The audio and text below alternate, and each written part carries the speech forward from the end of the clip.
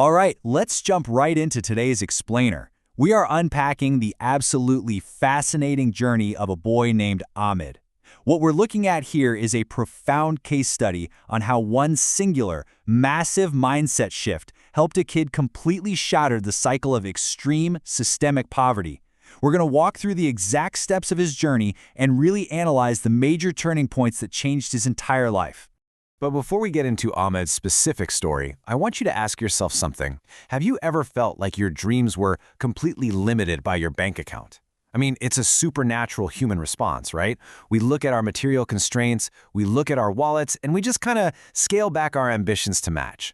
Keep that thought in the back of your mind as we go through this, because Ahmed's story is going to challenge that exact assumption. Let's start with Section 1, the shoemaker's son. So picture this. We're in a small village, and we're looking at two very different, competing realities. On one hand, you have Ahmed. His family is struggling so much that they can't even afford basic school fees, and he's showing up to class every day in old, torn clothes. On the other hand, you have his peers who are actively mocking him for it. So he isn't just dealing with the physical, literal reality of poverty, he's carrying this incredibly heavy psychological burden of being alienated and laughed at by the kids around him. Which brings us to Section 2, the question of dreams. During this one particular lesson, the teacher is going around the room asking the class about their future. And just listen to the ambitions of his classmates. Doctor, pilot, engineer. We are talking about highly skilled, highly respected professions.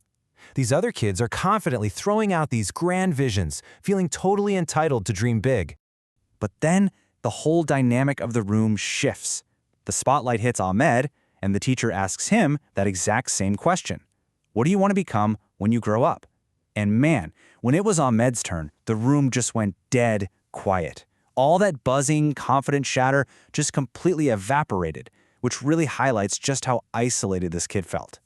And his response is just heartbreaking, but it captures his reality so perfectly. He says, "Sir, I don't have a dream. We barely managed to get by."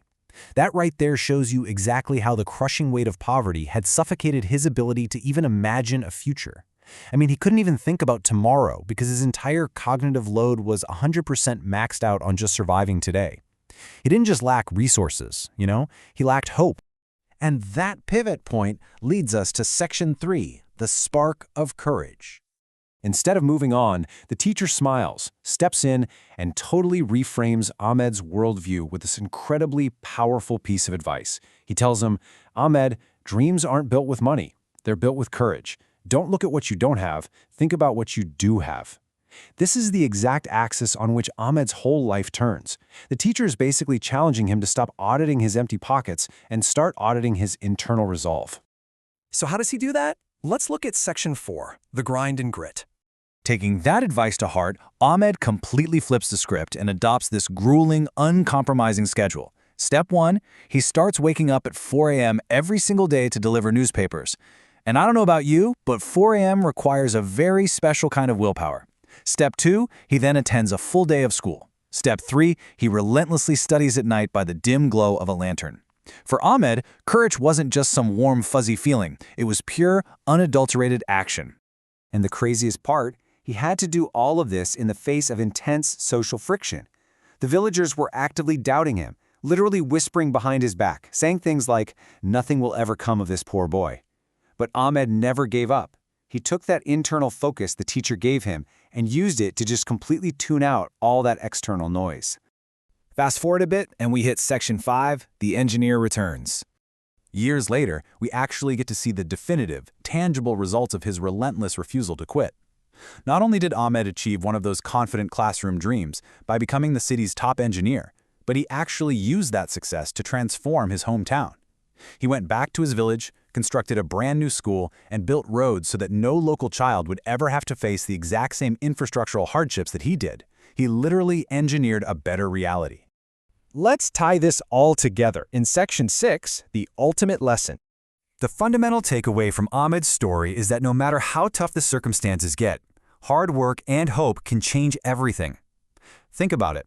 Hope alone is just wishing, and hard work alone, without direction, that's just a fast track to burnout.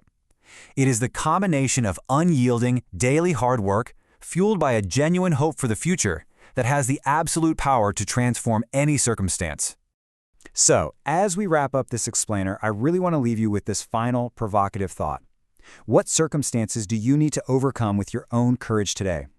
Where in your own life can you stop looking at what you lack and start applying your own grit, your own 4 a.m. discipline to build your dreams? Think about that as you go through your day. Thank you so much for diving into this analysis with me, and keep learning.